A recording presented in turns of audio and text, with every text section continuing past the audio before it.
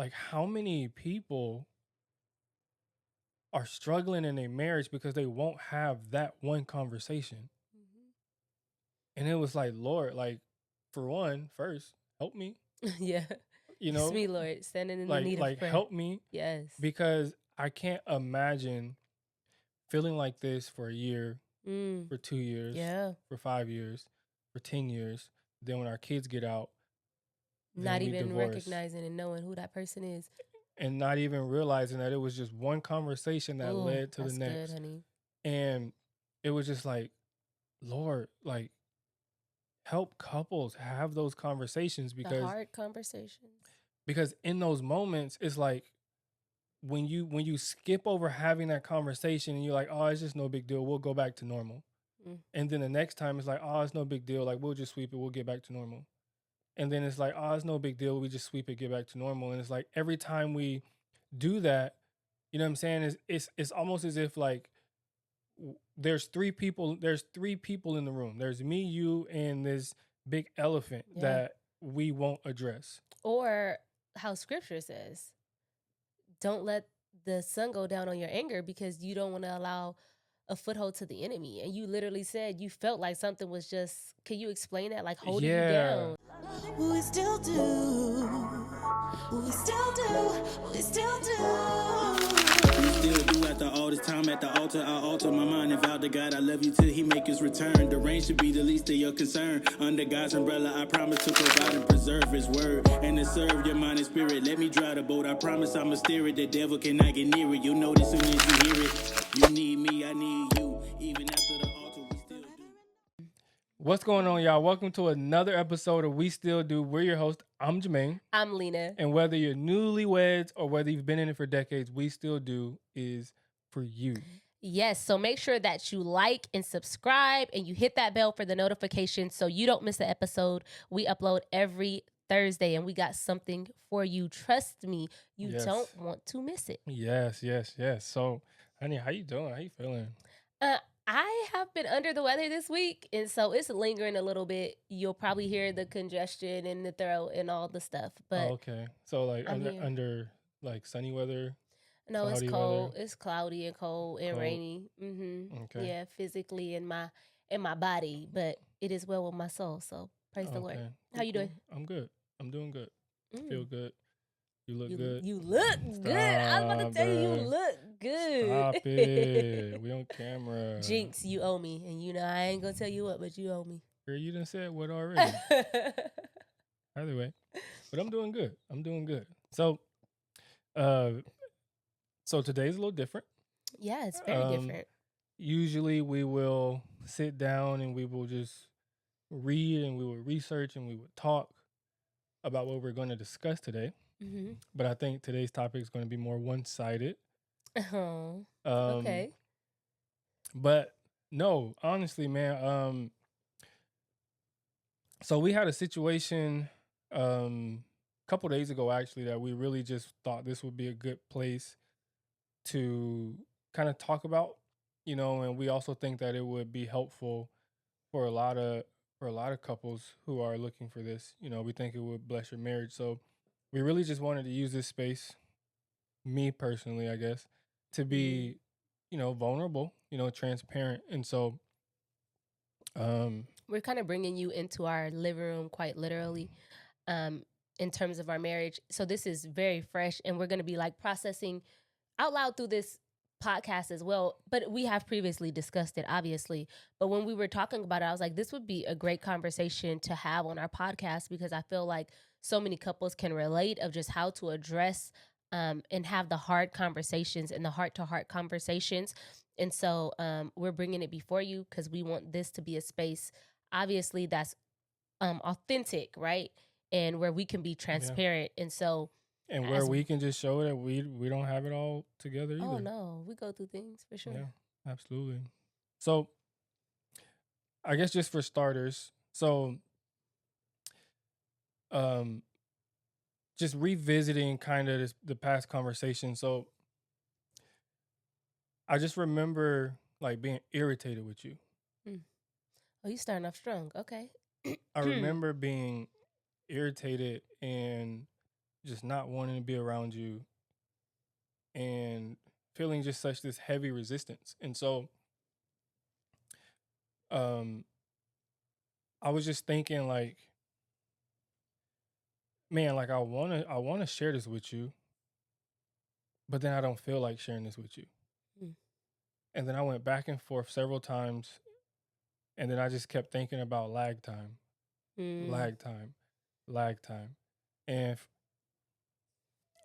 for those of you who don't know, like lag time, that's one of the like strongest predictors if like you're gonna have a healthy communication relationship with your partner. Lag time, the more lag time, the more difficult or harmful. Um, And basically, lag time is just the time you take between the problem and the conversation you have regarding that, whatever that issue is in the marriage. yeah. So, um, so this past weekend, um, like our norm was just flipped upside down. Mm-hmm. Like we used to having like a routine. Like I thrive in routine, Mm-hmm. and I just remember like you like having so many things to do, like you teaching, you spending time with people, you going to extra events, and it was just different. And I remember just having this irritation with you, and it's just like in my head I'm just like, bro, like sit still. And the crazy part is like every time you went to something, like you checked to to make sure if it like worked out with our schedule and things like that. Right. Like I always consider you in anything that I do. I don't just make plans. So everything that it was a busy weekend, the way it played out, because everything was like back to back to back. Hmm. Every day, actually, I was doing something Friday through Monday. Hmm. Excuse me. But it was always ran by you first. Yeah. And you approved. Yeah. Okay. I All right. did. And I remember like we were coming from church, Mm-hmm. and you asked me if I had listened to your talk.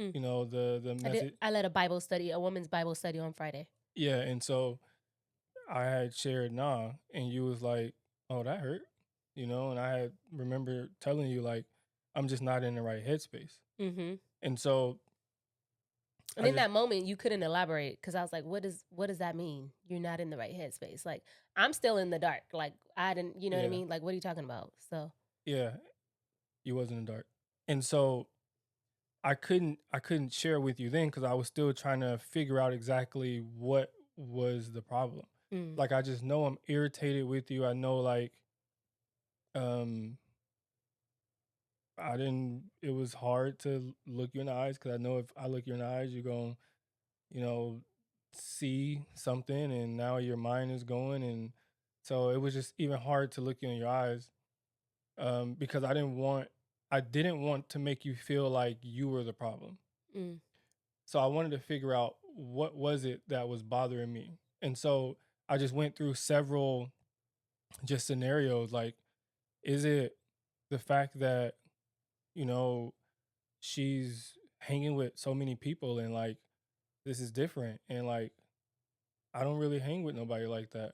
mm. Is it the fact that she's growing and God is calling her to do more and our life is going to look different? Is it like our norm being thrown upside down, or is it just me feeling like um I don't know, this feeling of rejection? Because one of the things that you mentioned, and I'll let you elaborate if you choose to, but you mentioned how at one point you idolized our marriage.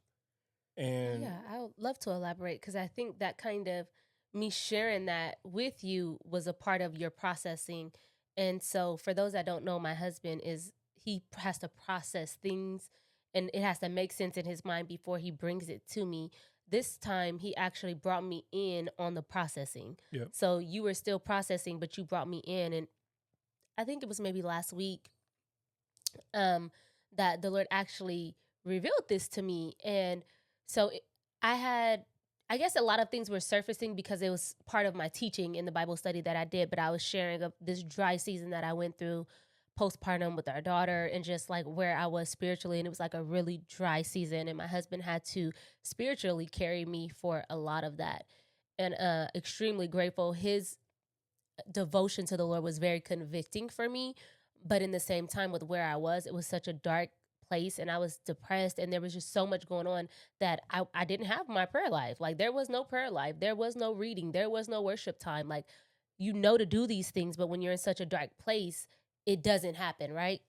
Mhm. And what the Lord revealed to me later on, more actually in now time, in real time, about that season, which was almost 2 years ago, was that I had made an idol out of our marriage. And I was just like, wow, like I would never would have thought like that I made an idol out of our marriage. But an idol is anything that is exalted above the Lord. And in that season, I was still intentional about date nights. I was still intentional about intimacy. I was still intentional about communicating, but had nothing to offer the Lord.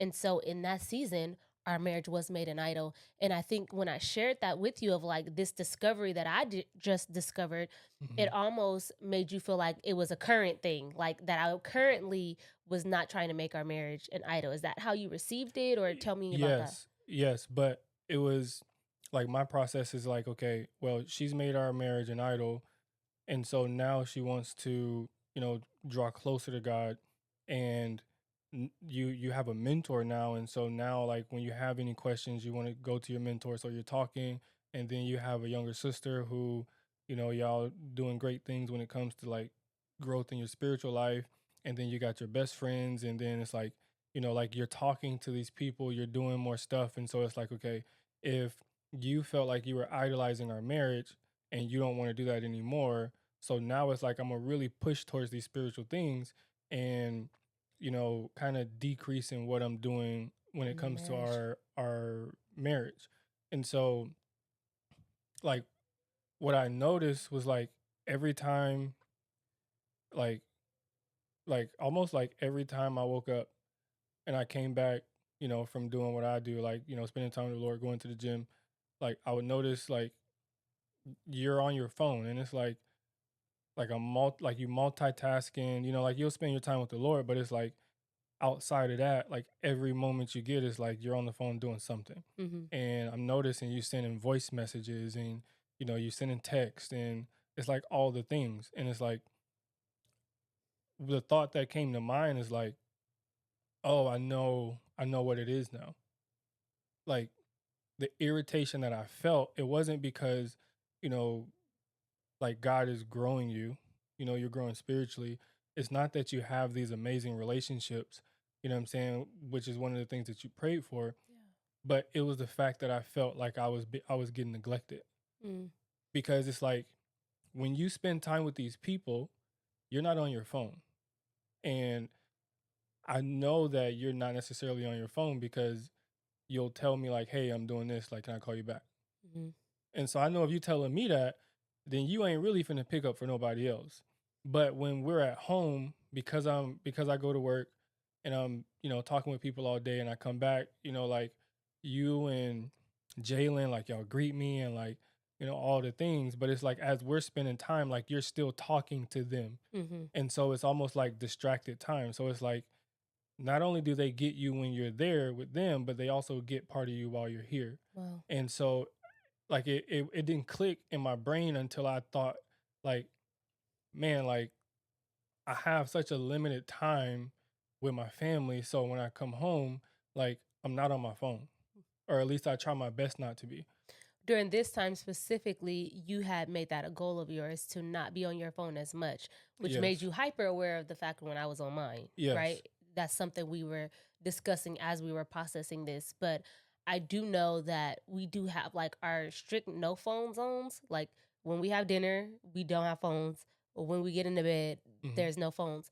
So, but I understand what you were saying because I actually have been praying about that. Like, okay, well, there is this pool, of course, of like, praying for people, voice memo, encouraging people, ministering, mentors, all the things, spiritual mom. Like I'm having all these different conversations. but like, okay, Lord, help me to steward the relationships well, but also still to prioritize what matters most, you know? Mm-hmm. So I was kind of already feeling that tug before this conversation came into play. And so it Mm-hmm. just kind of confirmed some things. But how, I guess, did you, in processing that, I know it was like maybe 2 days you were feeling this. Was it 2 days where you're processing this?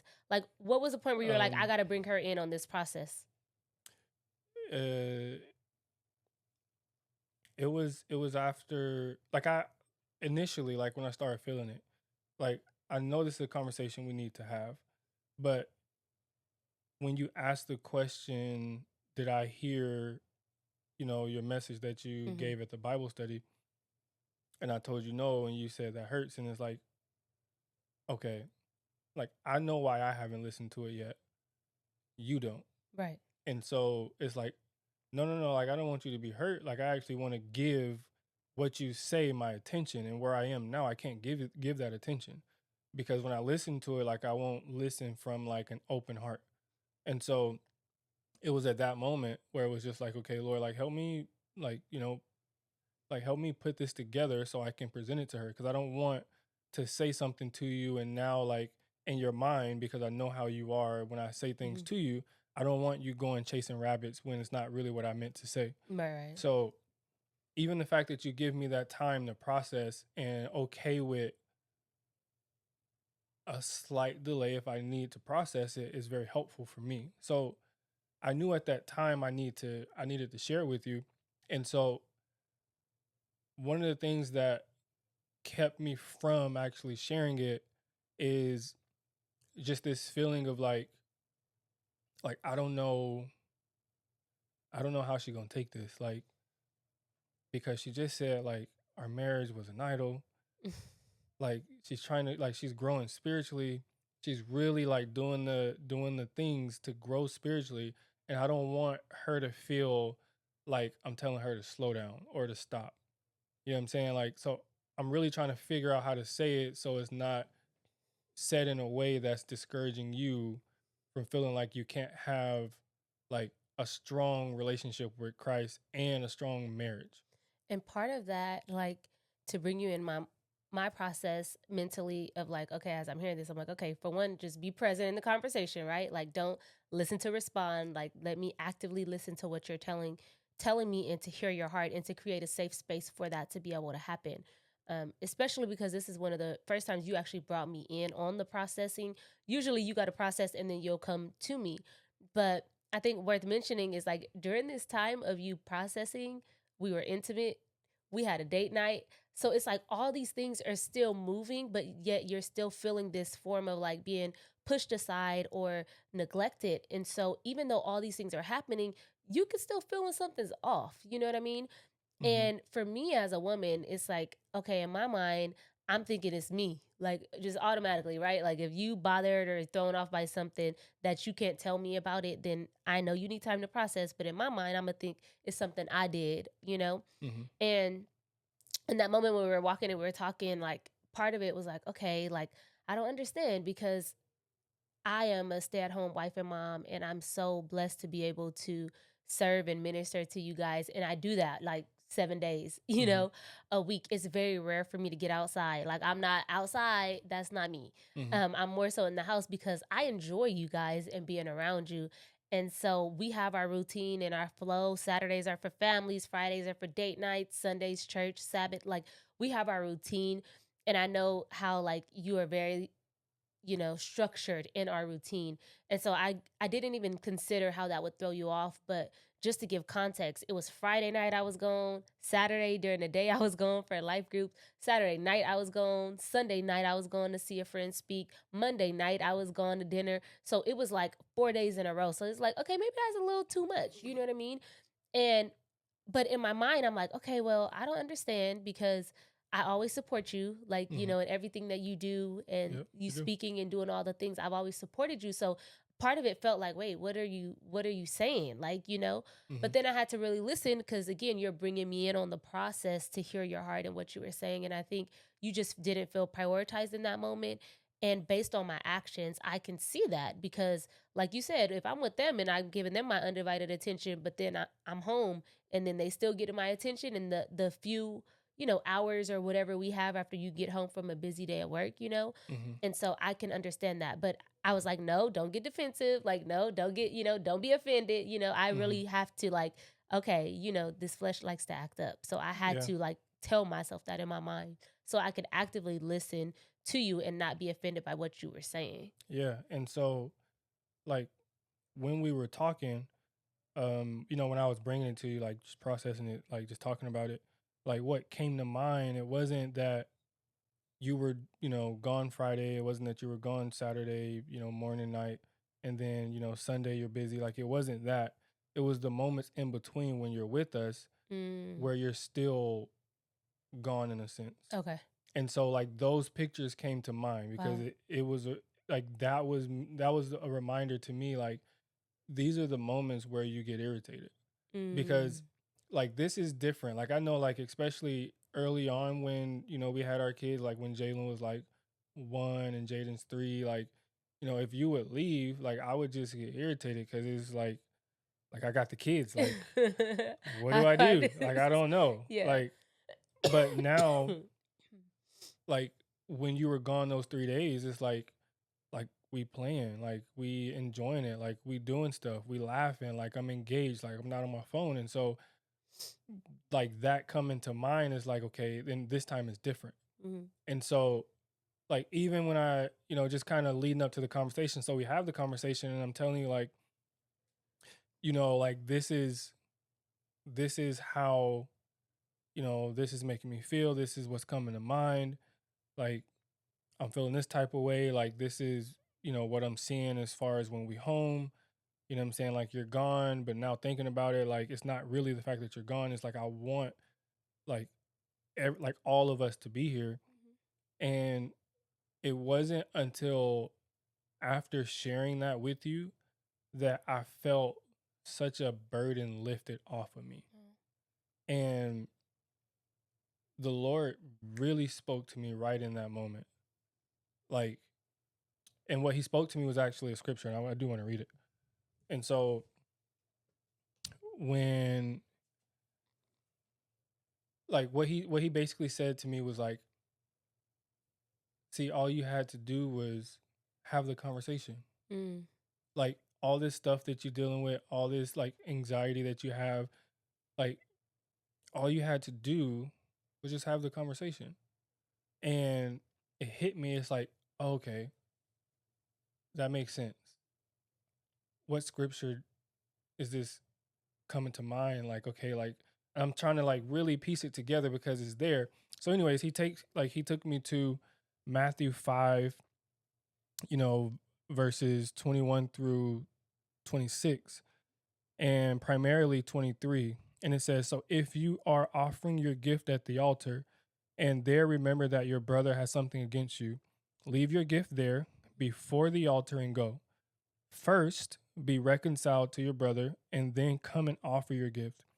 Come to terms quickly with your accuser while you are going with him to court, lest your accuser hand you over to the judge and the judge to the guard, and you be put in prison. Truly I say to you, you will never get out until you have paid the last penny.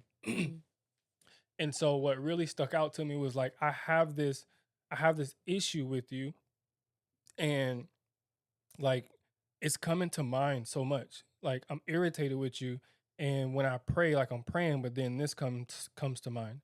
Like, you laughing and I don't want to laugh with you because I'm irritated, and this comes to mind. I can even say it with you, like I feel like I'm loyal to the point where because I can't laugh with you, I feel almost fake when somebody else says something that's funny and I can't laugh. Wow. Because you like, I'm not right with my wife. I can't laugh at your joke. Yeah, it's so weird. It's like it almost makes me feel kind of fake a little bit. But I feel secure. Like, so that verse came to mind. It's like, I have this problem with you, and it was almost like I'm like I'm almost stuck in this prison in my mind with this irritation. It's like I can't really do much. I can't really you know, be honest, like we, you know, we're intimate and we notice the shift, like, you know, great time, I was about to say, great time, real great great time, you know, great time. But we ain't saying that now. it was still different though. Yeah, you can still feel it. Like, so because of that, it's like, dang, like I'm just like, bro, this feeling sucks. Like I don't want to really engage in conversation. Like I don't really want to look her in the eyes when I like looking her in the eyes, because she's gonna notice something's off and then she's gonna ask me and I'm gonna tell her I'm good, because I Mm-hmm. don't really want to talk about it right now, and I really don't want her mind to wonder and figure out like, well, what is it? Because it's something.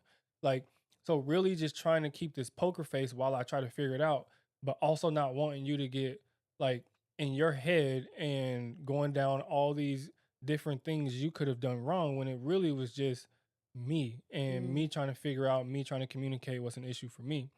And so like it just hit me like, man, like how many people are struggling in a marriage because they won't have that one conversation. And it was like, Lord, like, for one, first, help me, Yeah. you It's know, me, Lord, standing in the need of prayer. help me, Yes. because I can't imagine feeling like this for a year, Mm. for 2 years, Yeah. for 5 years, for 10 years. Then when our kids get out, then Not we even divorce, recognizing and knowing who that person is. and not even realizing that it was just one conversation that Ooh, led to the that's good, next. honey. And it was just like, Lord, like, help couples have those conversations, The because hard conversations. in those moments it's like, when you skip over having that conversation and you're like, oh, it's just no big deal, we'll go back to normal. Mm. And then the next time it's like, oh, it's no big deal, like we'll just sweep it, we'll get back to normal. And then it's like, oh, it's no big deal, we just sweep it, get back to normal. And it's like every time we do that, you know what I'm saying, it's almost as if like there's three people in the room. There's me, you, and this big elephant that we won't address. Or how scripture says, don't let the sun go down on your anger, because you don't want to allow a foothold to the enemy. And you literally said you felt like something was just, can you explain that? Like holding you down. Yeah. So like it literally felt like something was like holding me from engaging with you. Like, I don't know, it's the weirdest thing. It's like you hear about the people who say like, okay, it's just a mindset, which I agree.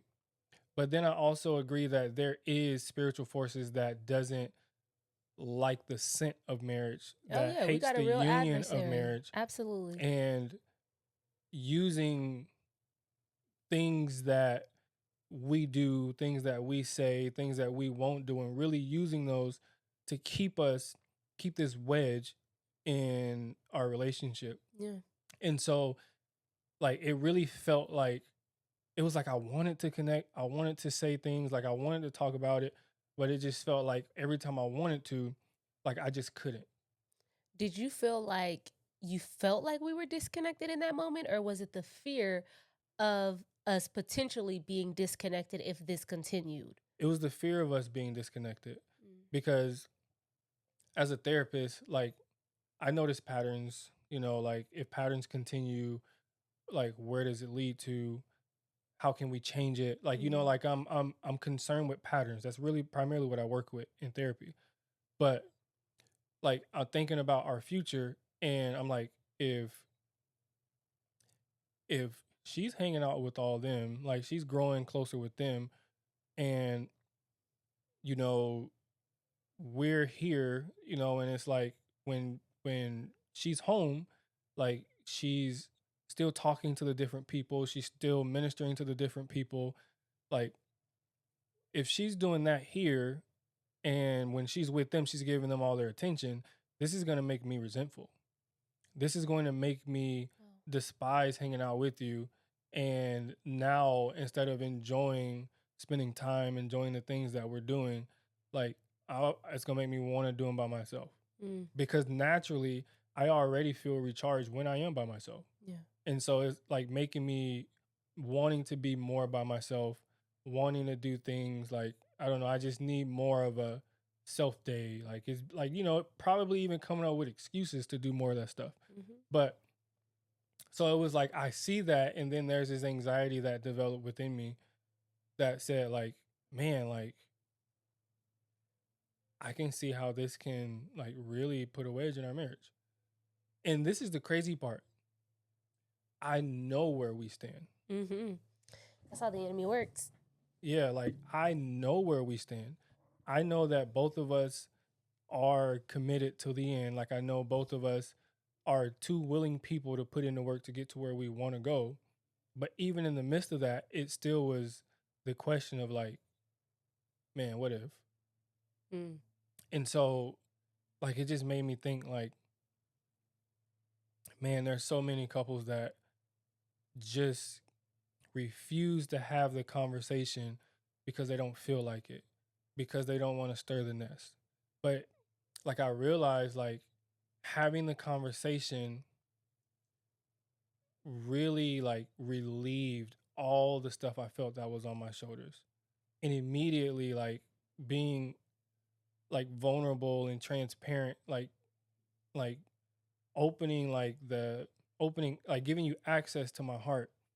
It was doing that that led to you feeling like, okay, like thank you for doing that. And me feeling like, man, like I want to call her. Like I'm ready to go on a date. Like I'm ready to turn up. Like let's do something. Let's do Like it. we got a babysitter. Let's leave these kids. Right. You know what I'm saying? Like, but the thing is that I think is worth mentioning is so many people, like, if you wouldn't have brought that to me and allowed me to come into that process with you, I would have never known. And doing that and you bringing it to me, then together we discussed a solution. That's how we discovered, I guess, or came to some sort of resolve in the issue that you were bringing to me. Like, okay, I'm noticing that you on your phone a lot. Like when you hear, they still getting your attention, and like, where is this going to lead to? And I think that lag time was important too, because this happened over the course of like 2 days, and then we addressed it. As you were trying to process, you were like, okay, this is taking a little bit longer to process. Let me bring her in on this conversation. And then you felt a sense of freedom and you felt this weight lifted off of you. But in having that conversation, I'm now aware of it because I wasn't aware of it. And to a certain extent, I was already praying about it. Like, okay, how do I juggle this, But nothing means more to me outside of my relationship with God than you and our kids, You guys are my first ministry. And so I really hold that to a high regard and prioritize it. And so anytime that's thrown off, like, I understand this is not the norm for me, right? To be out and, outside a lot. But we were able to come up with a resolve. Okay, when you get home, like, then I'll put my phone away. Like, you mean that much to me. It's not that deep. Like, it's not that deep to where that would be prioritized over you. And I don't ever want you to feel neglected or pushed to the side or like you getting the leftovers. Nor do I want to be a present, absent mother to like our kids. You know what I mean? And so I'm glad that you brought that because it allowed me to check myself too and set some boundaries around that so that you guys are not getting the short end of the stick. You know what I mean? But if it was something that you were just harboring and then it would have turned into bitterness and resentment and anger and it would have built this wedge and this disconnect between us, but then I would have kept on until the Holy Spirit checked me. You know what I mean? I would have kept on in that same manner. And so that is how we kind of came to the resolve of this conversation was like, okay, when you get home, I'll put my phone away. Like, then we're done with that for the night. And I usually take a class. And I was like, you know what? Tonight, I felt the Holy Spirit tell me, like, you can watch the replay of the class. Like, be present, be here. Like, also as a reassurance, not that I know you needed it per se, but as a reassurance of like, no, you guys matter more to me to be present and we have fun, play games with the kids or whatever. And I put my phone away. And so that is, obviously you have my word in that. Like, I know I'm excited with what God is doing in this growth and all that's happening, but you guys will always be prioritized and always come first. You know what I mean? Outside of him. So yeah. And I mean it's a good reminder because I mean outside of, Bentleys and Lamborghinis, gifts being my love language, it is words of affirmation. So hearing that, I appreciate you sharing that because regardless of me like knowing like cognitively yeah. like you're not going anywhere I'm not going anywhere. We're gonna stick this thing out. We're gonna work through thick and thin. Not just stick it out. We're gonna thrive in it. Yeah, like stick it out. But you know, some people just be holding on. Stick it in. Okay, sir. Focus. The fact that every Sorry. episode, you know, goodness gracious. All right. Thank you, All Lord, right. for health in all eras. Yes. But it also built with that, it builds this emotional intimacy with us, which I think transpires very well in the bedroom. But I think it also draws us closer in connection with that. You know what I mean? Like, okay, we got through this. We got to talk about it and had the heart-to-heart moment. And I think a lot of people, if they only knew what was on the other side of that, they wouldn't avoid these moments as much. Even as uncomfortable as it may be to talk about certain things, we're bringing you in on a conversation like this, literally fresh, you know, that we had to have and how we kind of navigated through that. Yeah, and I also think it's good to say, like, I think one of the struggles and traps that happens is, especially in you know, Christian relationships, is this idea of spiritual bypass.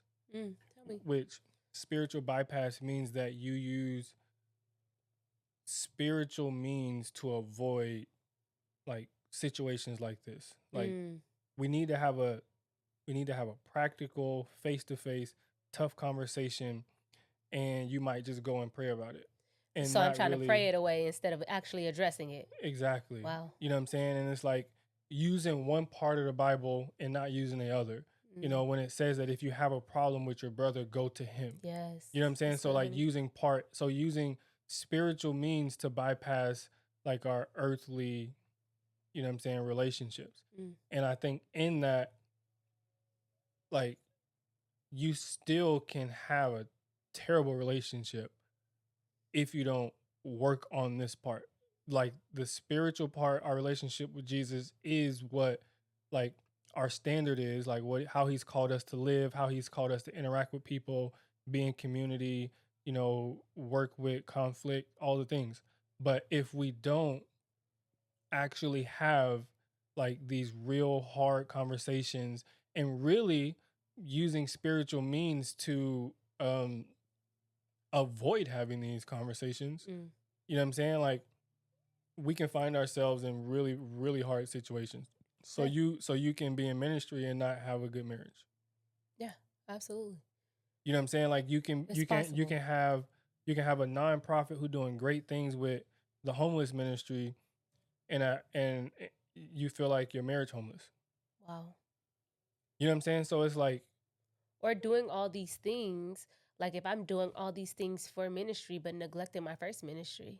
Yeah. Like I know in Timothy, it talks about that. Like the leaders of the church, like how can you lead God's people if you ain't taking care of your house first? Like you take care of your house first, you know, and then you can lead other people. And I think that in ministry, that's kind of, you know, murky waters, but it's something that I have prayed. Like I don't want to just teach or preach, or like I want to live this thing out and walk it out. And with God entrusting us to have a marriage ministry, I believe he has given us a grace to be able to have these hard, tough conversations, or just to be able to communicate effectively. Not every conversation is hard, but just to be able to communicate effectively. And I'm thankful to have a spouse who's humble enough to process and then come to me. Like you're quick to recover from, you know, anything that you're dealing with in terms of processing or that's an issue, and I can come to you and vice versa. And I think one, having a firm foundation on God and him being the center of our marriage, and then two, having a solid friendship. Like you are my best friend. Like you're the first person I want to run to share any information with. And so it's the same even in conflict. Like, no, come on, let's talk about this. Let's work this out. And although I'm more of the pursuer and you need to withdraw and process, we still come together and we discuss it and we work through that and navigate it. But I think spiritual bypass, that was really, really good because I think both are important. Like you need to pray about it. You need to pray for his heart. You need to pray about the timing. You need to pray about how to have the conversation, if the conversation needs to be had, if the issue is really you, or if it's something you even need to bring to the table. But then you also need to be practical and take steps, right?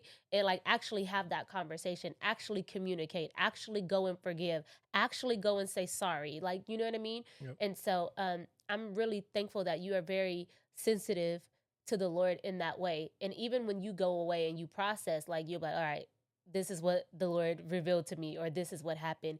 And then we can kind of navigate that and move forward. And so I just want to salute you for your vulnerability, because I think this is one of the most vulnerable podcasts we've done in terms of freshly something that we're currently or just recently kind of navigated. So yeah, salute. And I think more men should be vulnerable. Like, bring us in to your head space and what you're dealing with and how you're processing. And maybe even in that, I can ask you questions to help you figure out, yeah, that is what I'm feeling, or that is why, or whatever the case may be. Yeah. When you talked about, what did you say, soldier? Soldier? You said salute. I salute you. You salute me. It made me think of soldier, which made me think of that Kelly Rowland song. Where they at? Where they at? Where they at? I know some soldiers in here. Where they at? Where they at? Come on, turn on. Meet me halfway. Okay, anyways, let's get into this. Let's get into this marriage emotion challenge, because we do got one of those for y'all. Yes, we do. We do. This conversation wasn't just for us. We hope that you guys got something out of it too. So for this week, marriage emotion, we are wanting you to do a heart check-in with your spouse. You're going to talk to them. You're going to ask them, like, how do you feel?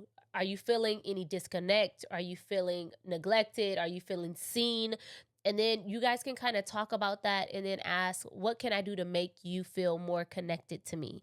And I think this is a conversation, a heart to heart, that needs to happen. Be mindful of the timing and the place, especially if you have kids, because this is a heart check. So you really want to be able to hear, right? We're listening to understand and not just to respond or defend. So that is this week's marriage emotion, heart check-in. And so just saying that because we want you to thrive. The only way you can get to thriving is if you get through conflict.